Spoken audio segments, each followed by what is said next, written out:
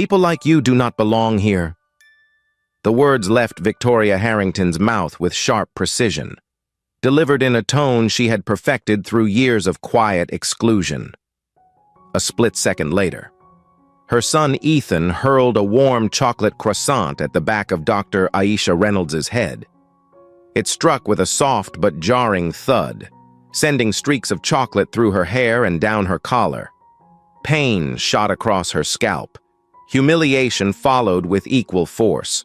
For a brief moment, the room seemed to pause, holding its breath as if aware that this single act would later unravel the Harrington family's power, prestige, and legacy. Their downfall had begun, and none of them knew it yet. Before going into this story, take a moment to tell me where you are watching from, and please subscribe to the channel and give me a like, because this story is one that speaks to dignity, justice, and the cost of cruelty. The morning had started like any other at Brentwood Elite Country Club, a sanctuary of privilege built on manicured perfection and decades of quiet gatekeeping. The annual summer philanthropy brunch brought together Los Angeles' most influential families. They arrived in pristine white attire that whispered wealth and tradition. To them, elegance was a language, power was a silent currency, and exclusion was an unspoken rule woven into the institution's DNA. Yet on this morning, a quiet presence disrupted that seamless choreography. Dr. Aisha Reynolds stepped onto the terrace with a calm that concealed a lifetime of wounds inflicted by the very people who claimed superiority with a smile. She wore dark jeans, a simple navy blazer, a low ponytail, minimal makeup, and no obvious signs of status. She was a billionaire, but no one noticed. She was the CEO of Reynolds Tech, but no one cared. She was the decision-maker on a $2.2 billion real estate contract that could change fortunes overnight. But to the people surrounding her, she was simply a black woman out of place. Aisha had agreed to attend the event under one condition. She wanted to remain anonymous. She wanted to see the club's true culture without the polished mask reserved for public relations. She had learned through experience that the most beautiful spaces were often the ones where disrespect hid in plain sight. So she took a quiet seat near the window. She opened her iPad. She set her phone to record, and she observed, 3 tables away, the Harrington family sat at the most coveted spot on the terrace. Victoria arranged her posture for the perfect photograph. Edward whispered into his phone about final stage bidding. Ethan scrolled TikTok with restless entitlement. When Victoria noticed Aisha, the shift in her expression was immediate. Her face tightened with a brief, unmistakable flash of disdain. She leaned toward her husband, lowering her voice just enough to make her judgment seem effortless, yet loud enough to ensure it reached its intended audience. "Edward, look at that. Who let her in?" Her words cut through the soft music like a blade. Edward glanced over, irritation rising in his chest. To him, the club was sacred territory. It was where deals began. It was where connections bloomed. It was where people like him affirmed their standing. A stranger in simple clothes triggered something deeper than annoyance. It challenged his sense of ownership. Aisha felt their eyes on her, but she did not look up. She stayed still, grounded by years of discipline. For a moment, she imagined herself at Stanford again, the day a professor told her, "You are not a fit for this place." She had carried those words like a bruise that never faded, even after proving him wrong. Here she was again, 45 years old, a national leader in defense technology, targeted by a 13-year-old child who learned cruelty like it was a family tradition. Ethan rose with a spark of delight. He grabbed a chocolate croissant. His mother's approving smile pushed him forward. The pastry struck Aisha's head, and laughter followed. Victoria clapped. Perfect shot. "Sweetheart, that is what happens when people forget their place." Edward stood up, pointing at Aisha with a stern, commanding gesture that revealed generations of inherited arrogance. "You need to leave, now, before I call security." Aisha slowly reached for a napkin. Her hands trembled, though only slightly. She dabbed chocolate from her neck. In that moment, she was no longer simply a CEO or a mother or a woman preparing to donate $7 million to a program meant to elevate young minds. She became a reflection of every unjust moment she had endured. And she knew this time would be different. Still, she remained composed. She turned and met Victoria's eyes, calm, steady, unflinching. Victoria rose, heels tapping across the marble as if the floor itself recognized her authority. She loomed over Aisha, her perfume heavy, her tone mocking. "I am the chair of the social committee. I do not recall inviting you." Aisha spoke calmly. "Mr. Charles Beaumont invited me personally." Victoria laughed. "A verbal invitation? How convenient." She reached down, snatched one of Aisha's printed documents, and tore it into pieces. Ethan stepped forward, eager to participate. He kicked Aisha's briefcase, her tablet, pens, and confidential contracts scattered across the floor. He filmed every second, speaking into his phone with adolescent cruelty. Point of view. When a random thinks she belongs at Brentwood Elite. Aisha knelt, her dignity intact even as the evidence of their cruelty lay on the ground. Ethan threw a glass of orange juice across her back. The cold liquid soaked into her blazer. Victoria leaned closer. "You would be more comfortable somewhere else. You know, places people like you usually go." The phrase held the weight of a deeply rooted belief. It was not the first time someone had spoken to her this way, but it would be the last time she allowed it to stand without consequence. At a nearby table, Marcus Johnson watched the scene unfold. After 25 years at the club, he had witnessed countless moments like this. He clenched his fists, torn between the need to act and the need to protect the job that supported his family. Eleanor Hayes, one of the oldest members, began to rise. Her husband gently pulled her back down. Silence had protected people for generations. Today, that silence would cost them everything. Aisha gathered the last of her documents and stood. She looked each one of them in the eye. Her voice was quiet, but firm. "I understand perfectly, more than you realize." She walked toward the exit. 10 tables separated her from the door. Each step marked the beginning of a consequence none of them could foresee. At the doorway, she paused and turned toward Edward. "See you Monday, Mr. Harrington." Edward frowned. "Monday? I do not know who you are." Aisha offered a thin, cold smile. "You will." And with that, she walked out, leaving behind the final peaceful moment the Harrington family would know for a very long time. Victoria Harrington moved toward Aisha with the certainty of someone who believed the entire world existed for her comfort, her authority, and her approval, and each step she took carried the same calculated disdain she had used for years to maintain control over the Brentwood elite social hierarchy. She stopped behind Aisha's chair and spoke with a quiet, poisonous confidence. "I am the chair of the social committee. I do not recall inviting you." Her voice was steady, polished, and indifferent to the pain she had already caused. Aisha turned slowly, her expression calm but firm, her dignity intact even as cold orange juice still dripped down the back of her blazer. "Mr. Charles Beaumont invited me personally," she said. Her tone was clear, controlled, adult. Victoria laughed as if she had heard the most amusing lie of the morning. "A verbal invitation. How convenient." She reached down, grabbed a printed page from Aisha's table, took in the heading, and began to read aloud in a mocking voice. "Quarterly projections. Strategic infrastructure expansion." Oh my. Her voice turned sharp. "Planning a little corporate infiltration today?" without waiting for a response.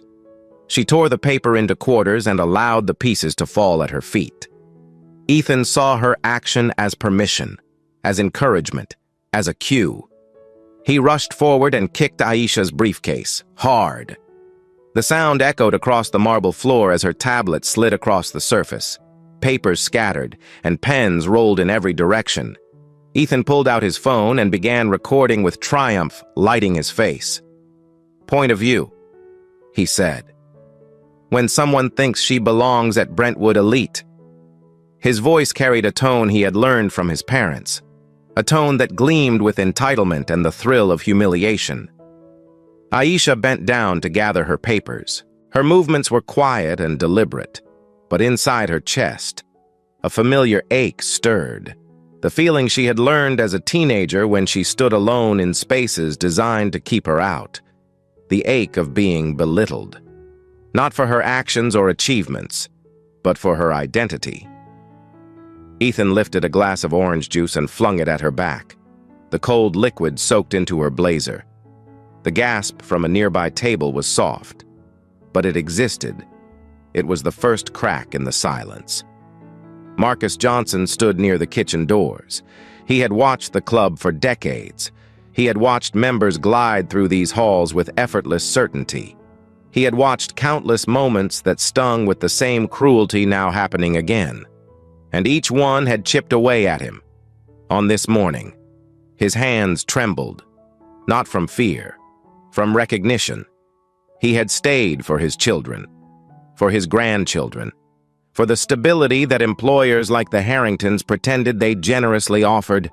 Now he watched a woman who outranked every member of the club in intelligence, discipline, and capability being treated as if she were an inconvenience that needed to be removed. He inhaled deeply. He said nothing. He told himself silence was safety. But silence weighed heavily on him. At a corner table, Eleanor Hayes, 78, sat rigid with her hands folded in her lap. She had been a member of the club for half a century.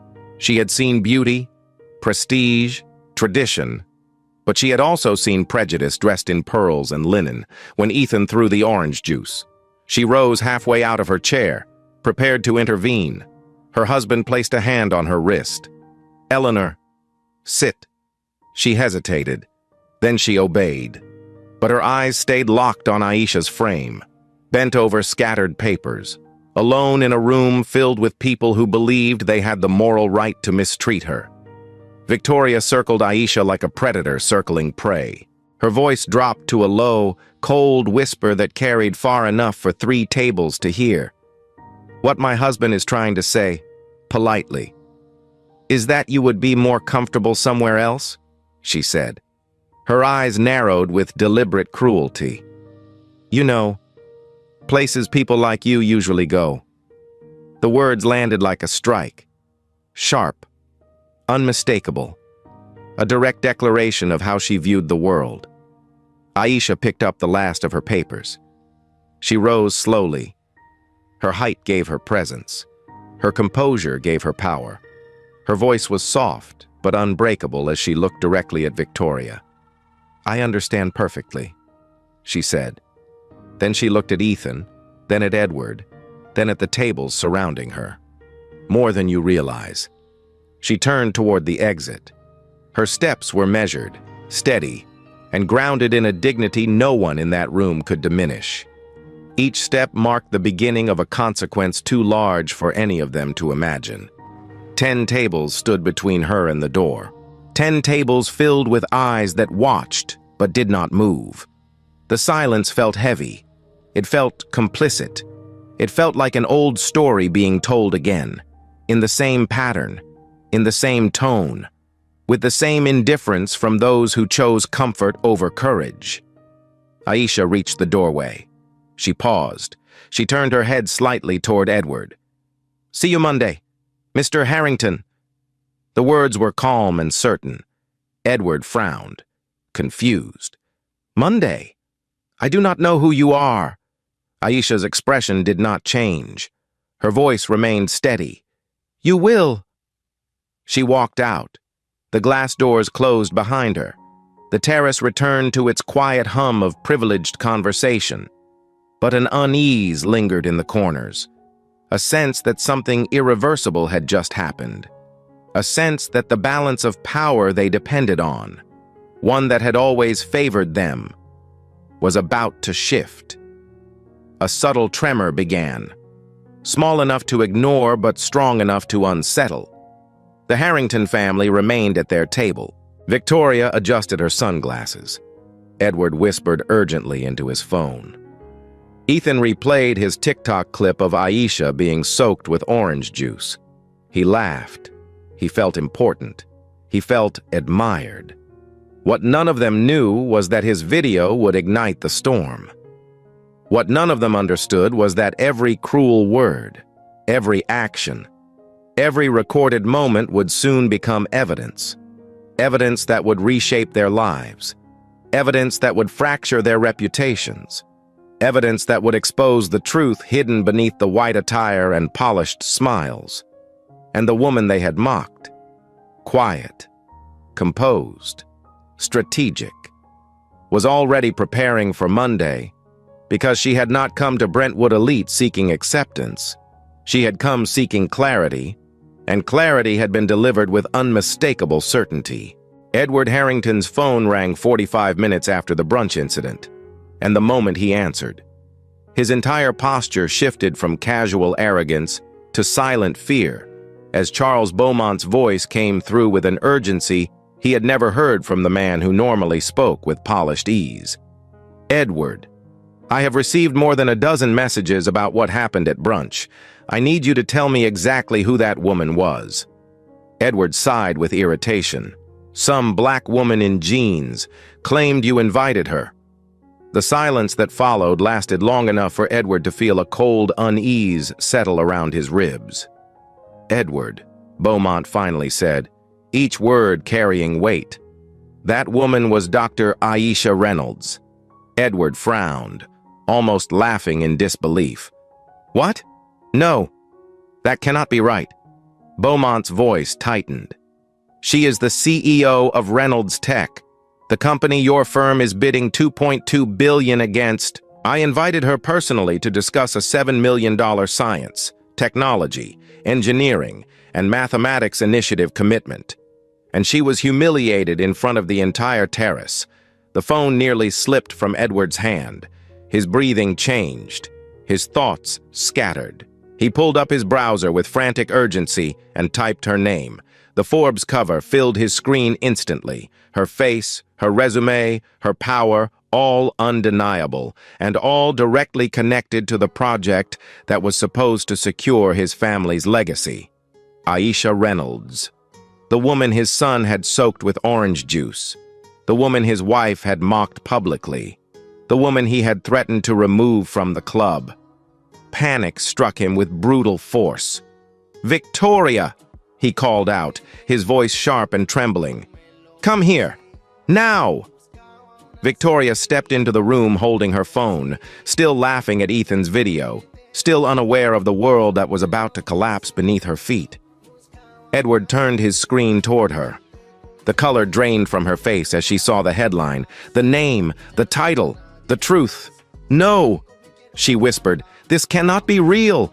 Edward stormed toward Ethan, who sat on the couch, proud of his viral moment. "Delete that video now. Do you understand me?" Ethan looked up with confusion and pride. "Why? It is blowing up. Everyone thinks it is hilarious." He held his phone up. The clip had already surpassed 8,000 views. Comments poured in, laughter, encouragement, cruel excitement from strangers who enjoyed the spectacle of humiliation. But beneath those comments, new reactions had begun. "Isn't that the CEO of Reynolds Tech? This looks bad. Rich kid attacking a black woman at a racist club?" A rising tide of outrage swelled. Edward knew what it meant. He understood how quickly the narrative could turn. He grabbed his son's phone. "You do not understand," he said with a breaking voice. "You have no idea what you have done." Victoria tried to speak, but her words faltered, tangled in fear. She scrolled through her own Instagram account. Her latest story. A discreet snapshot of Aisha standing with orange juice dripping down her back was still live. It had comments. Dozens, then hundreds. Some asked who the woman was. Others called the image cruel, mean-spirited, racist. Victoria tapped delete. Then she checked her messages. Screenshots had already been spread to Twitter, TikTok, and Instagram by people faster and more attentive than she had expected. Her influence became her downfall. Her audience became her witnesses.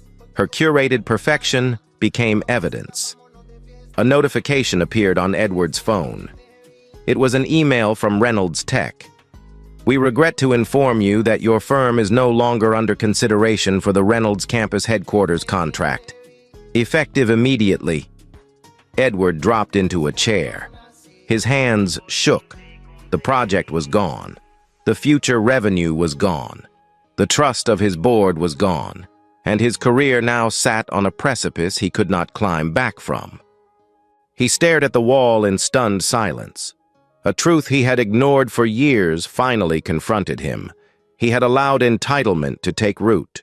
He had allowed discrimination to live unchecked in his home. And now, the consequences had arrived at his door with perfect precision.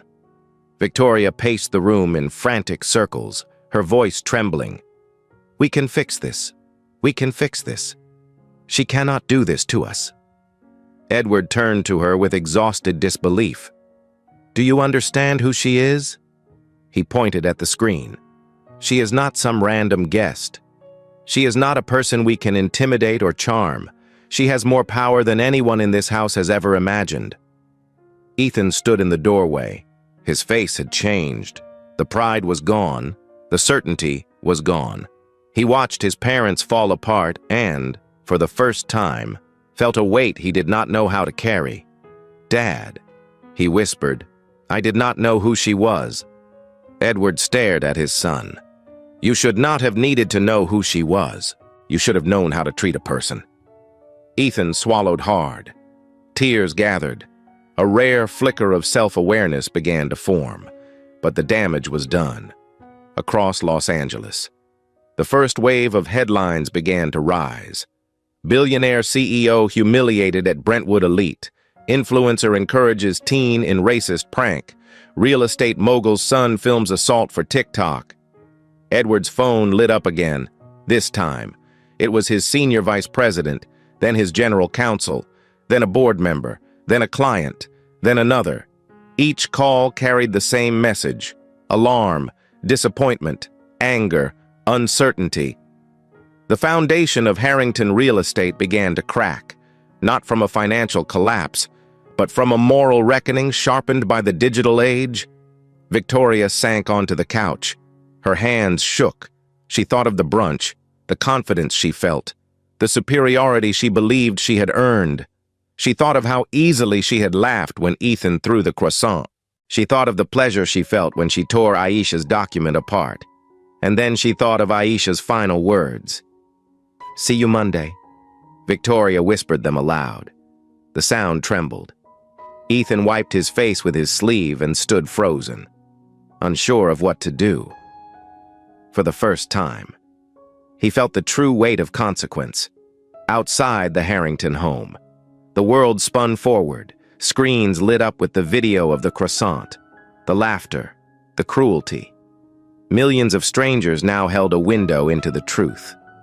And Aisha Reynolds, the woman they had tried to humiliate, was already preparing to reveal the rest of the story. The storm had only begun, and the Harrington family was already drowning. By Monday morning, the quiet world the Harrington family once controlled had already collapsed into a relentless storm of headlines, commentary, and nationwide outrage. And as the sun rose over Los Angeles, Dr. Aisha Reynolds walked into the Reynolds Tech auditorium with a calm steadiness that contrasted sharply against the chaos outside. 40 journalists waited. 8 television crews stood ready. Cameras glowed with cold blue light. The room held the stillness that precedes revelation. Aisha stepped to the podium in a charcoal suit, her hair in a smooth chignon, her posture unshakable. She greeted the room with a single nod, then she pressed play on the recording captured at Brentwood Elite. The audio filled the air, the croissant hitting her head, the sharp laughter from Victoria, the triumphant cry from Ethan, the cold directive from Edward. The silence in the room deepened with each second. At 30 seconds, a reporter lowered his eyes. At 2 minutes, another pressed her lips together, fighting emotion. At 10 minutes, the truth felt undeniable. At 28 minutes, the entire room understood the depth of cruelty inflicted on a woman who had arrived that day to quietly assess the club's culture before donating $7 million to support the very children the club claimed to champion. When the recording ended, Aisha folded her hands. Her voice was steady. "I hold a Stanford doctorate. I built this company from a garage. I employ 15,000 people. Yet on Saturday, I was treated as less than human because I am a black woman in simple clothes." Her tone carried no anger, only truth, only clarity, only the weight of a reality millions had endured in silence. The reporters did not shout questions at once. Instead, the room paused as if absorbing an emotional blow. The first question came quietly. "Dr. Reynolds, what do you want the public to understand today?" Aisha answered with calm precision. "I want them to understand that success does not protect anyone from discrimination, and that silence, however polite, is also violence." Outside, social media ignited with new force. Ethan's TikTok had reached 22 million views. The comment section had transformed from casual amusement to fierce condemnation. People dissected every second. They analyzed Ethan's smirk. They replayed Victoria's clapping. They quoted Edward's words. Brentwood racism became the leading topic nationwide by noon. Former employees of the Harrington firm began sharing their own stories. Anonymous accounts posted clips of past incidents at the club. A groundskeeper described years of being addressed as boy. A former applicant revealed she had been rejected for cultural mismatch. A biracial member described being questioned repeatedly about whether she belonged on the tennis courts. The narrative widened. The pattern emerged. And the Harrington name now stood at the center of a storm that showed no sign of slowing. That same morning, Edward arrived at Reynolds Tech holding a bouquet of large white roses wrapped in expensive paper, his desperation obvious in every step he took toward the receptionist's desk. The receptionist greeted him with a practiced smile. She was young, black, professional. Her expression remained warm, but her words were final. "I am sorry, Mr. Harrington. Dr. Reynolds' schedule has changed. Permanently." Edward tried to plead, but she lifted her hand gently. Her tone remained respectful. There was nothing further to arrange. She turned to her computer and ended the conversation with quiet grace. Edward stepped back, stunned. The humiliation he had inflicted on Aisha now turned back on him with measured dignity. That evening, in a final attempt to salvage what he believed he could still control, Edward called Aisha directly. His voice shook as he offered a private settlement. $3 million. "We can resolve this quietly," he said. "We can fix this before it becomes worse." Aisha listened silently. She recorded the call. When he finished, she responded with unwavering calm. "This is not about money. It never was." She ended the call without raising her voice. Edward stood in his kitchen staring at his reflection in the dark glass of the window, realizing he had lost the one woman whose respect he needed most. Meanwhile, the video spread beyond the United States. Media outlets in Europe, Asia, and Africa ran full segments about the incident. Civil rights groups mobilized. Parents posted videos expressing fear that their children would face what Aisha had faced. Women described similar moments of humiliation. Men described being dismissed or questioned simply for existing in the wrong space. The story became a mirror, a painful, unfiltered mirror. The Harrington family's life unraveled with breathtaking speed. Victoria's Instagram followers dropped by 40,000 in a single week. Luxury brands terminated sponsorships. Her inbox filled with canceled partnerships. Worse, leaked screenshots from her private group chats emerged. Messages mocking applicants of color. Comments about staff members. Remarks that exposed a pattern of disdain she had long masked behind polished images and curated posts. Her reputation collapsed publicly. Her confidence collapsed privately. She turned to wine to quiet the panic. But the panic did not quiet. Ethan faced consequences as well. His private academy reviewed the footage and expelled him by Wednesday. Their statement was brief. "This behavior violates our values." At his new public school, classmates recognized him instantly. Someone threw a sandwich at him in the cafeteria. "That is for Dr. Reynolds," the student shouted. Ethan froze for the first time. He understood, in a painful and unfamiliar way, what humiliation felt like when directed at him instead of from him. He tasted his own cruelty reflected back. At home, the Harrington mansion grew silent. Curtains stayed closed. Phone calls went unanswered. Edward paced the hallways, calculating numbers, options, lawsuits, and losses. Victoria sat at her vanity, staring at her reflection as if seeing herself for the first time. Not the influencer, not the social gatekeeper, not the polished symbol of elite perfection, but the woman who had laughed while a child threw food at a stranger who turned out to be the most powerful woman she had ever met. Edward watched his family unravel and finally understood how fragile privilege truly was. The storm outside grew louder. The pressure inside grew heavier. And somewhere across the city, Aisha began preparing for the next step. Not out of revenge, but out of responsibility. Because she understood something the Harringtons had never learned. Power is temporary, character is permanent. And the world had already chosen which one it valued more. The legal consequences began with a single signature, delivered quietly but decisively. As civil rights attorney Elena Vargas filed the first lawsuit against the Harrington family. And from that moment forward, a chain of events unfolded with the weight and precision of a system long overdue for accountability.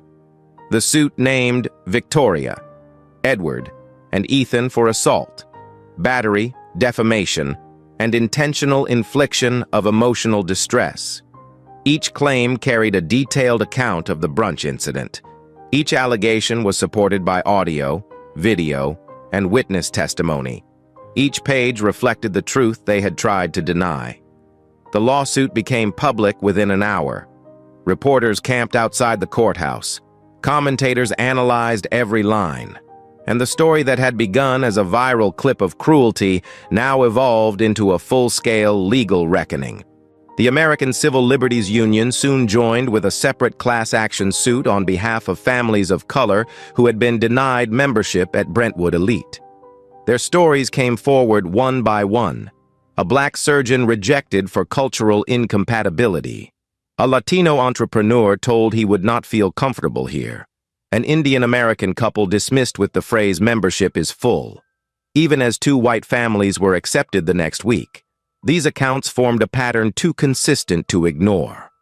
A pattern that stretched back decades. A pattern the Harrington family had always benefited from. The Department of Justice opened its own inquiry within 72 hours. Federal investigators arrived at the club to review records, membership criteria, and internal emails. They conducted interviews with staff members who had remained silent for years. Some spoke with tears in their eyes. Others spoke with exhaustion. All carried stories they had hidden to protect their jobs. The investigation widened. The club's leadership bristled. Attorneys were hired. Public relations firms were engaged. But the facts did not soften under scrutiny. They hardened. At the center of this storm stood Marcus Johnson, the longtime club manager who had served quietly and faithfully for 25 years. He had endured more than anyone in that building. He had watched members dismiss him without greeting. He had watched them speak over him. He had watched young employees of color quit after being mistreated, and he had told himself he would endure for the sake of his family's future. But when federal investigators asked him what he witnessed at the brunch, he took a deep breath and chose the truth. "I have stayed silent for many years," he said, his voice steady but heavy. But Saturday was the final straw. His testimony broke open everything the club had tried to hide. His words became the foundation of the federal inquiry. His courage became the turning point in a story built on silence. Eleanor Hayes testified next. She was 78 years old. She had been a member for half a century. She had attended weddings, fundraisers, and memorials on those grounds. She had played bridge on those terraces. She had watched generations grow up within those walls. But she had also watched the quiet cruelty that lived beneath the club's polish. She stepped into the courtroom with trembling hands. She lifted her chin before speaking. "I am ashamed I stayed silent," she said. "I saw the entire incident. I saw what that young boy did. I saw what Victoria encouraged. I saw what Edward demanded. And I remained seated." Her voice cracked. She pressed forward. "But I am standing now." Her testimony brought tears to the courtroom. It also brought clarity. The truth had witnesses, and the silence had broken. Meanwhile, the Harrington family faced consequences inside their own home. Ethan was expelled from his elite private academy within 2 days of the investigation's news coverage. The school's statement was brief. "The behavior displayed in the documented video is incompatible with our values." Ethan did not speak for several hours after reading the letter. He sat at the dining table, staring at the expulsion notice, his face pale, his breath shallow. The pride he once felt had vanished. In its place lived confusion, regret, and a fear he did not know how to express. When he entered his new public school, the shift in atmosphere was immediate. Students recognized him instantly. Whispers followed him down the hallway. Stares lingered. And on the third day, someone threw a sandwich at him during lunch. It landed against his shoulder with a soft, humiliating thud, a cruel echo of his own actions. The student shouted, "That is for Dr. Reynolds." Ethan froze. His throat tightened. He realized, perhaps for the first time, that humiliation did not lose its sting when directed at someone else. It multiplied when returned. Victoria suffered consequences of a different kind. She lost more than 40,000 followers in 1 week. Her sponsorships evaporated. Her email filled with contract cancellations. Screenshots of her private group chat messages surfaced online. Comments mocking applicants. Remarks about staff appearances. Photos she had sent while laughing about club standards. The world saw the truth she had hidden behind filters and captions. Her reputation collapsed with ruthless speed. In private, she turned to wine to numb the panic rising inside her chest. She cried alone. She whispered apologies to no one in particular. She replayed the recording in her mind. She heard her own laughter, her own clapping, her own words. She wondered how she had become someone she could no longer defend. Edward watched the consequences unfold with a growing sense of dread. His firm received notice that 3 major clients were reconsidering their contracts. Their concerns were clear: reputation, liability, trust. Numbers began to fall. Emails poured in. Board members demanded meetings. Silence carried definition. Silence carried judgment. Silence carried threat. At home, Edward moved like a man standing on unstable ground. He understood business. He understood money. But he did not understand how quickly character could outweigh both. Aisha, meanwhile, prepared for each legal proceeding with calm strategy. She did not seek revenge. She sought responsibility. She sought reform, she sought truth, and she understood the magnitude of what was unfolding. She met with Elena Vargas, she met with community leaders, she met with civil rights organizations, she met with families hurt by the same patterns of discrimination now exposed to the world. She carried her own pain quietly but purposefully.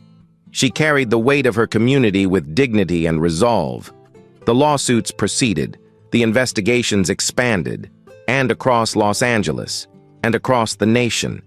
The story grew into something larger than one brunch, one insult, or one act of cruelty. It became a story about systems, about silence, about privilege, about consequence, and about a reckoning long overdue. The trial began with a solemn gravity that filled every corner of the courtroom. And as the first week unfolded, it became clear that the Harrington family stood not only before a judge, but before the judgment of a nation awakening to long-ignored truths about power, prejudice, and the damage they leave behind. The proceedings stretched across 4 intense weeks, each day bringing new testimonies, new evidence, and new revelations that stripped away the illusion of respectability the Harringtons had relied on for so long. Elena Vargas presented the recording first. The croissant, the laughter, the orange juice, the words, the humiliation. The jurors watched with expressions that shifted from disbelief to sorrow to anger as they realized the depths of cruelty inflicted on a woman who had come that day to offer support, generosity, and opportunity. The defense attempted to argue that the incident had been exaggerated. They attempted to shift blame. They attempted to minimize the harm. But every attempt collapsed under the weight of undeniable proof. Witness after witness stepped forward. Marcus Johnson described years of quiet discrimination. He spoke of the way some members addressed him without looking at him. He spoke of the small humiliations, the subtle exclusions, the expectations that he remained silent to keep his job. He told the court how he had watched Aisha stand alone that morning. He told them how he felt a breaking inside him. His testimony carried the weight of decades. It broke something in the room. Eleanor Hayes testified next. Her hands trembled as she took the oath. She told the court she had seen the entire scene unfold. She admitted she had remained seated out of habit, out of fear, and out of the long-standing culture of silence she had once accepted as normal. "But I am standing now," she said, her voice breaking, "and I will not sit again." The courtroom fell silent. Even the judge paused before speaking. Former employees of the Harrington firm testified as well. Stories of aggressive boardroom behavior, stories of exclusion disguised as professionalism, stories that revealed not one isolated incident, but a pattern shaped by entitlement and unchecked authority. The jury deliberated for only 5 hours. Their decision was direct, firm, unequivocal. The Harrington family was found liable for $10 million in damages, $4 million compensatory, $6 million punitive. Victoria's hands shook when the verdict was read. Ethan stared at the table. Edward swallowed hard, his face drained of color. But the civil verdict was only the beginning. Criminal charges followed. The prosecution presented its case with precision. Ethan's role was undeniable. Victoria's encouragement was recorded. Edward's threat was captured on audio.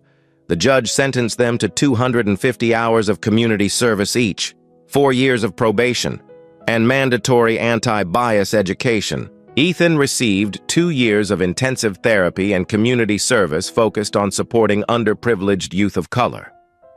The courtroom watched him closely as the sentence was read. For the first time, he cried without shame. His parents could not comfort him. They could not comfort themselves. Outside the courthouse, cameras captured the beginning of the next chapter of their downfall. Harrington real estate lost 45% of its market value within 3 months. Major clients canceled or paused $40 million in contracts. Board members confronted Edward behind closed doors. The conversation lasted less than 10 minutes when he emerged. He no longer carried the title of CEO. His nameplate was removed that afternoon. The layoffs began the next week. 150 employees, people with mortgages, families, plans, dreams, people who had nothing to do with the brunch, people who now paid the price for the arrogance of those at the top. Edward sat alone in his empty office on his final day, staring out at the skyline he once believed he commanded. He wondered when he had become a man who could not recognize right from wrong until it was too late. The losses continued. Their $18 million Bel Air mansion went on the market. It sold at auction for far less than its value. They moved into a modest two-bedroom rental in Sherman Oaks, a far cry from the marble floors and sweeping staircases they once considered normal. Victoria struggled to adjust to a life without influence, without brand partnerships, without followers praising her daily posts. She applied for jobs. Each application exposed the visible stain of her public downfall. The only offer came from Nordstrom, cosmetics counter, entry-level, uniform required. Her manager was Tasha Brooks, a poised black woman of 32, on Victoria's first day. Tasha greeted her with a steady voice. "Welcome to the team, Mrs. Harrington." Victoria nodded softly. No instinct to correct her, no instinct to claim authority, only the quiet acknowledgement that the world she once controlled had shifted beyond her reach. In therapy, Ethan began confronting the roots of his behavior. He spoke of the pressure to mirror his parents.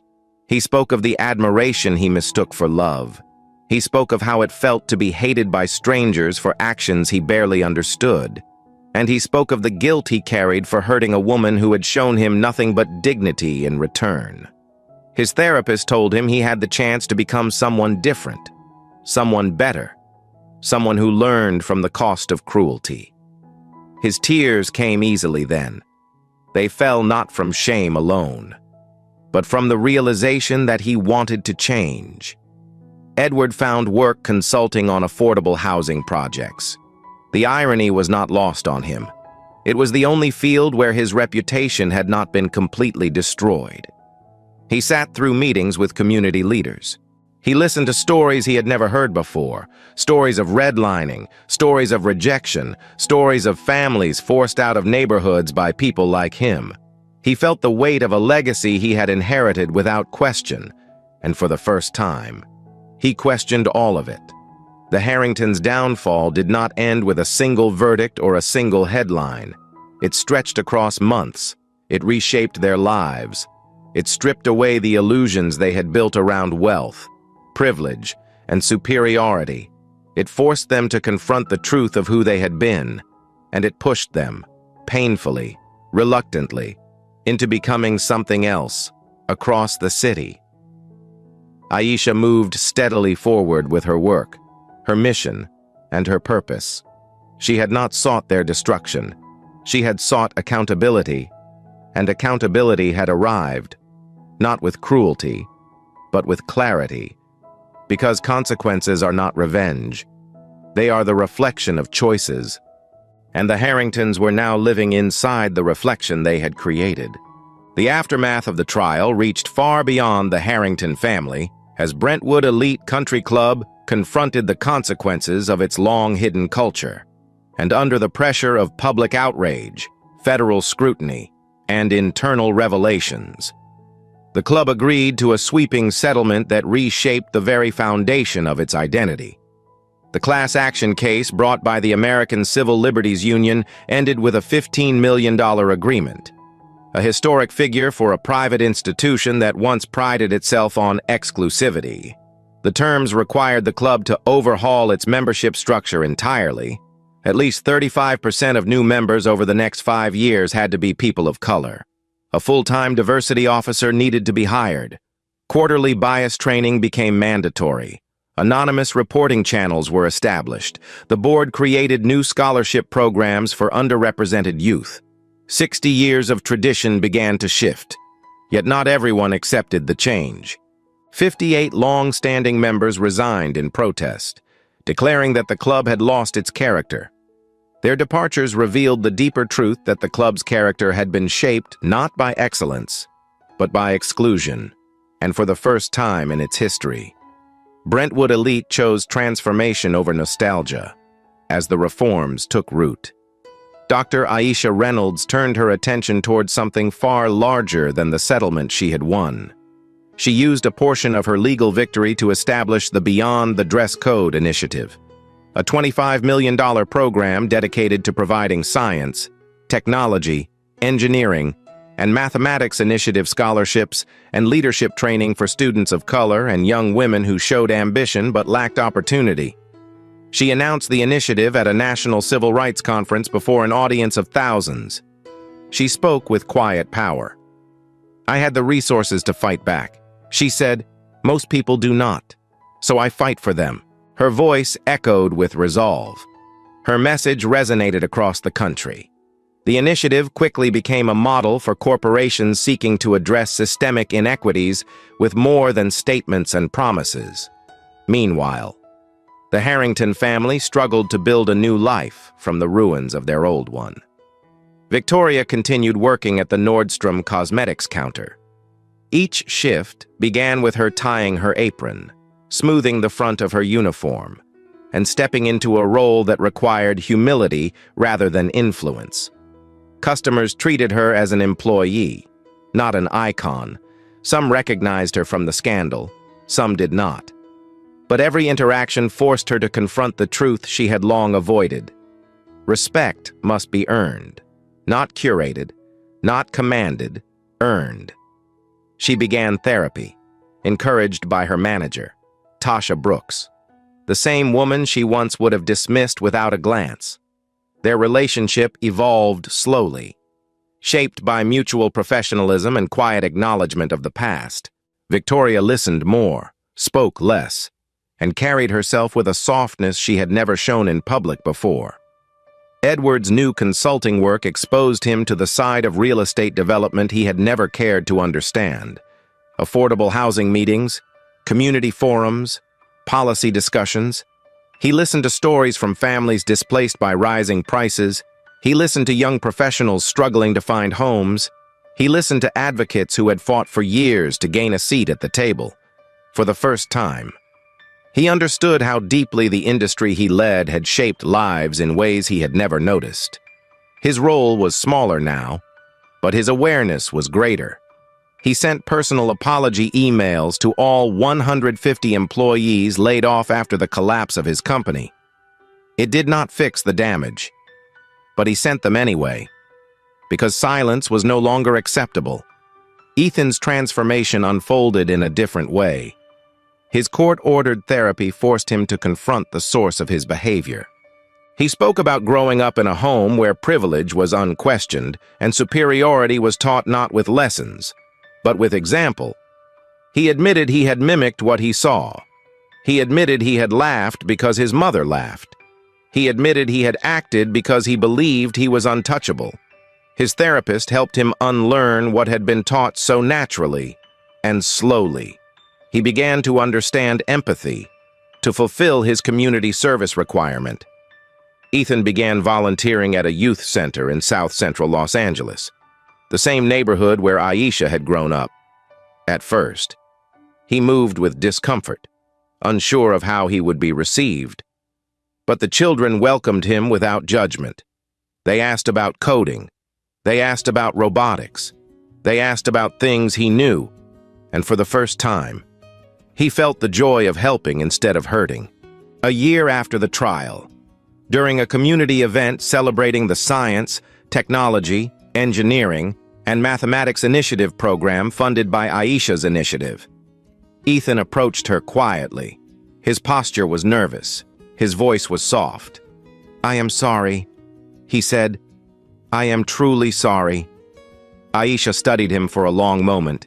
She saw sincerity, fear, growth, and the fragile beginnings of a different kind of boy than the one who had thrown the orange juice. Her voice remained calm. "Do not apologize to me.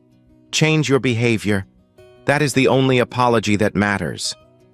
Ethan nodded, tears forming. He understood. Across the city. The skyline of Los Angeles reflected the shifting light of evening as Aisha stood on the rooftop of Reynolds Tech's new headquarters, a campus built by a minority-owned contractor she had personally selected after withdrawing the Harrington bid. The building stood as a symbol of possibility, resilience, and the power of choosing principle over convenience. The wind moved softly around her, below her. Cars flowed through the streets. Lights flickered in distant windows. Life continued with its steady rhythm. She looked out over the city she had fought so hard to rise within, the city that had challenged her, the city that had shaped her, the city she had chosen to hold accountable. She whispered to herself, almost as a vow. Privilege has no dress code, neither does dignity, but accountability always does. Her words drifted into the night air with quiet certainty. She closed her eyes for a brief moment, not in exhaustion, but in gratitude for the clarity the journey had brought. Because change, she knew, does not come from anger alone. It comes from courage, from truth, from action, and from the willingness to confront the world as it is. In order to build the world as it should be, the city moved beneath her, imperfect, complicated, human, but undeniably changed. One story, one consequence, and one act of courage at a time. Thank you for watching. If this story moved you, please subscribe, give the video a like, and share it with someone who needs to hear it.